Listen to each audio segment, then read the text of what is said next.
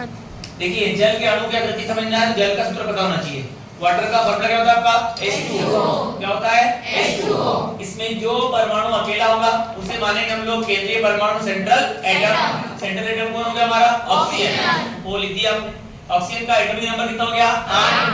अब 8 के अनुसार आ जाएगा इलेक्ट्रॉनिक विन्यास 1s2 2s2 2p4 1s2 2s2 2p4।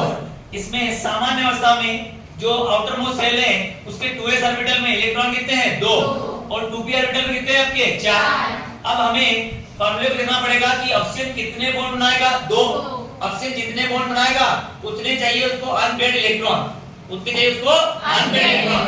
अब ऑक्सीजन बनाना कितने बॉन्ड है 2, तो 2 चाहिए अनपेयर, तो है कि नहीं है इसके पास है। तो इसीलिए अगर जितने बॉन्ड बनाना है उतने इलेक्ट्रॉन अनपेयर्ड अवेलेबल हैं तो सामान्य अवस्था और उत्तेजित अवस्था दोनों क्या देगी सेम, ये दोनों सेम हो जाएंगे। अब यहाँ पर आपने देखा कि इनमें होगा हाइब्रिडाइजेशन, ये ऑर्बिटल आपस में मिलेंगे। मिलने वाले ऑर्बिटलों में एक का नाम है S और P कितने हैं बेटा आपके 3।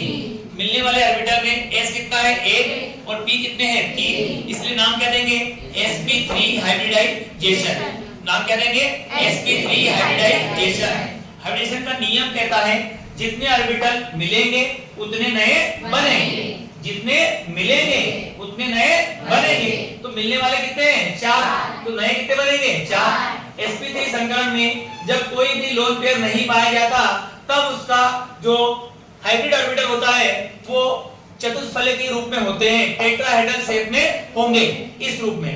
लेकिन चूंकि ऑक्सीजन के पास 2 लोन पेयर हैं, ऑक्सीजन के पास क्या है 2 लोन पेयर, इस लोन पेयर में VSEPR सिद्धांत के अनुसार प्रतिकर्षण होगा।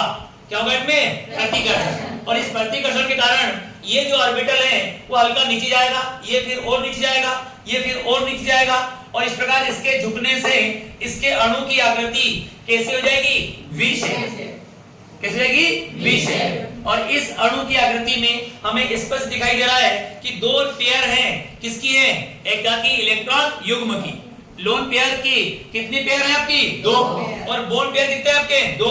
इसमें 2 लोन पेयर और 2 क्या है आपके बॉन्ड पेयर, और इसीलिए आकृति का नाम क्या दिया बेटा अपन ने V शेप। क्या नाम दिया है V शेप। और इस अणु का बॉन्ड एंगल क्योंकि होना था 109.28 सेकंड, लेकिन प्रतिकर्षण के कारण वो एंगल क्या हो रहा है बेटा आपका कम हो रहा है, और कम होकर के कितना हो चुका है 104.5। जल के अणु का बंध कोण कितना होता है 104.5। जल के अणु का बंध कोण कितना होता है 104.5।